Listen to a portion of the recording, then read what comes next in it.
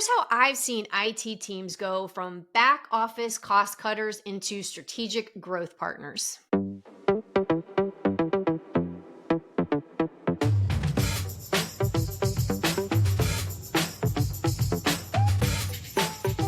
our last episode, Rena Steinberg joined me to discuss the steps to SaaS license optimization, which is an essential early win for your SaaS management program. When you stack these wins together, they help validate the necessity and value of your program with leadership. But how do you capitalize on that momentum and expand your program across the entire business? Today, I am so grateful to have Zylo co-founder Ben Pippenger back on the show to walk us through what expansion looks like, from gaining influence with stakeholders to showing business-wide impact. Ben, welcome back to SaaSMe Anything. Hey, Mayor, so happy to be back. Thanks for having me. Okay, Ben, let's start with the role of the IT leader. As we've talked about in previous episodes, SaaS management is a long-term advantage to the business. But for IT leaders, it can also be a career-defining opportunity. To do that, communicating the value of their work is so important.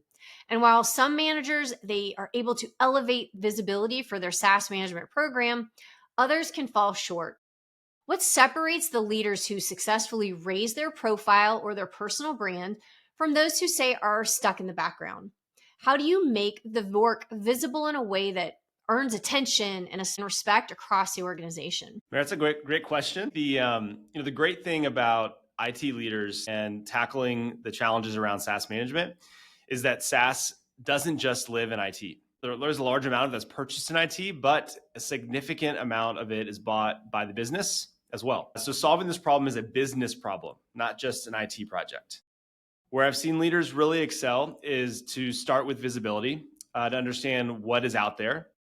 They then carve off the highest impact initiatives within the apps where they have some level of control. So within, maybe if it's IT, it's those apps that are run by IT within the office of the CIO. Then they really need to think about building process around those apps to monitor usage and pull back unused licenses, identify where they might have some redundancy, and begin that rationalization process to remove redundant apps. Also, would definitely recommend you look at implementing a SaaS review process to inject governance in the buying and renewal process.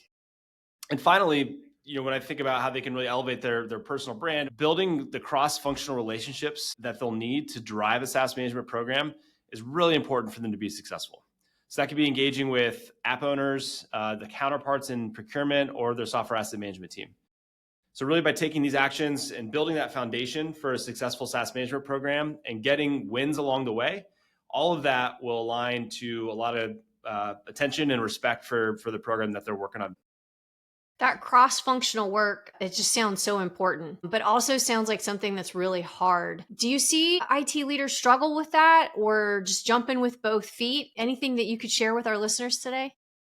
Yeah, I would say focusing on the apps that they can really influence is the important first step. So once you have that level of influence, you're going to have some executive level support and buy-in from the top down to put a program in place. And you're going to need that if you start to move outside of your friends and your neighbors, and need to work with, maybe procurement's not well aligned, but if you have the CIO's initiative that says, hey, we need to reduce our SaaS footprint or our SaaS spend, whatever that might be, that can really help get that cross-functional alignment and support across the business, which is going to be needed for a successful program.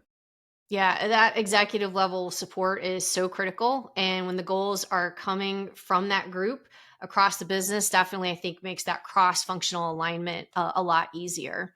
Totally.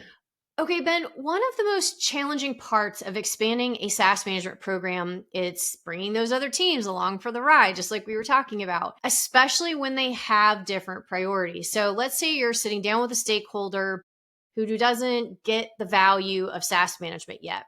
Is there like a magic bullet? Is there one thing that you can say that is going to really change their perspective? Is there a story or a stat that helps you shift the conversation?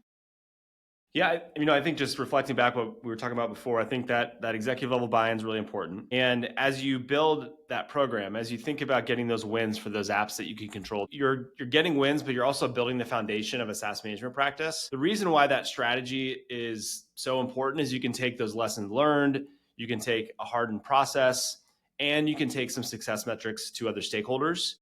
So there may not be one thing, but I think if you can come to somebody that you're trying to say, hey, we want to do this program, here's what it looks like. Here's how we've rolled it out in this area of the business. Here's the process that we've already put into place that is not going to be a big lift for you to start to use. And oh, by the way, here are the wins that we were able to achieve. We were able to reduce this much from a cost perspective, cut this many apps out. We found some risky apps that we were able to remove. That should really get them excited and change their perspective on being all on board with the SaaS management program that you're trying to put into place. Yeah, I think the opportunity to join a program or strategy that is saving the business money or helping reduce risk, which is such a huge element right now, it definitely seems like a way to get more people excited and bought into what's going on. Yep. Yeah. And I mean, just going back to the process too, like if you've already built the process out and it's one less thing for them to have to worry about, that I think anybody's time is such an important thing. And if you're able to make it easier on them to get their jobs done and make them look better too, why wouldn't you? Why wouldn't you be on board with it? Such a great call out. If you have that process and can make it easy, you're just continue to reduce that friction Mhm. for somebody saying yes and wanting to be a part of it. Totally. That's great, Ben. Okay, there's still a lingering perception in some companies that IT's role, and I do not agree with this, but is purely operational. However, SaaS management does present a really distinct opportunity where IT could really be viewed as a driving force behind business decisions rather than just supporting them. What changes this perception so that IT is no longer seen as a support function, but really as that strategic partner in the business?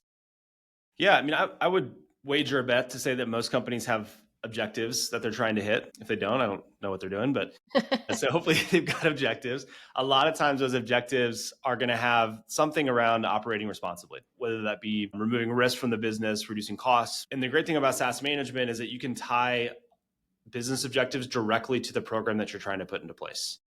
So I'd say that's the number one most important thing to go from being a cost center to being a strategic component of what the business is doing is what are those objectives? How can you align your SaaS management program to make sure you're hitting the goals that are tied to those objectives? And I think just as importantly, it's making sure that you're communicating that you're doing that work, that this is a program that's part of this broader objective for the business, and that you are measuring and tracking the goals that you're trying to hit and communicating those as well to make sure you're getting the credit and you're aligned to those things where you're in a strategic seat showing progress that the business is hitting objectives due to the work that you and your team are focused on around SaaS management.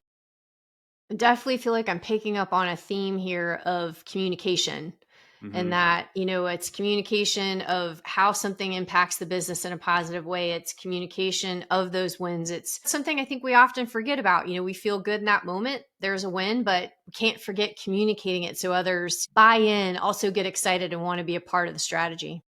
Yeah, I think I mean it's really important for SaaS management because it is not siloed. By nature, SaaS is distributed, is decentralized. So, and the best you can do is align to a goal, align to an executive level imperative, and then be communicating your progress along the way of this is what we're doing, this is why, this is how it gets implemented, change management, and then the results that you see with all the hard work. Um, all right, let's see an IT org. They have made substantial progress within their own team. They've tightened up the tech stack. They've delivered real savings for the business. They've started to build out some of those internal processes that you were just talking about. Now they're ready to do more. They're ready to grow the influence, to grow the reach of the program outside of the organization. I think we've hit on a couple of moves you could make here, but if we had to narrow it down to one, what's one smart, decisive move a CIO or an IT leader they can take tomorrow to expand their SaaS management program? Yeah, so this would be for groups that are sort of running a program already. I would say take the wins that you've been able to achieve and talk to your counterparts in your IT asset management team, in your software asset management team, even within your FinOps team, because they're all trying to do similar outcomes. There may be different tactics they're taking to get to those outcomes, but a lot of it's around value realization, cost allocation, cost savings, and start to build a broader program holistically across the whole business. And that takes partnership with those different teams. But I'm sure they have common experiences and common war wounds and things like that that you could share that you could all learn from in order to build that common practice within your company. Ben, you mentioned FinOps, and I have a feeling we are going to have you back. And that is a whole episode of SaaSMe Anything. FinOps professionals, I think, are really set up very well to start to play that more active role in the management of SaaS outside of sort of the cloud software that they're chartered with right now. So we'll definitely have to have you back and have a deeper conversation about that. But thank you so much for joining us today. Yep. As always, sharing your expertise and just the wealth of information and knowledge you bring. It's super awesome to have you on here. Yep, for sure. Always a pleasure, Mare, and looking forward to the next time. Thank you. All right, everybody, expanding your SaaS management program across the business comes down to two things. Number one, we talked about this quite a bit today, communicating your program's value.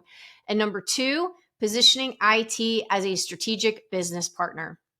All right, to learn more about building and operationalizing SaaS management at your organization, check out our No BS SaaS Management Playbook. We have it linked for you in the show notes. And to get all the notifications for our new content and new episodes, please subscribe to our YouTube channel and join us next time where we'll discuss the secret to operationalizing your SaaS management program. Thanks for joining us today, and we'll catch you next time.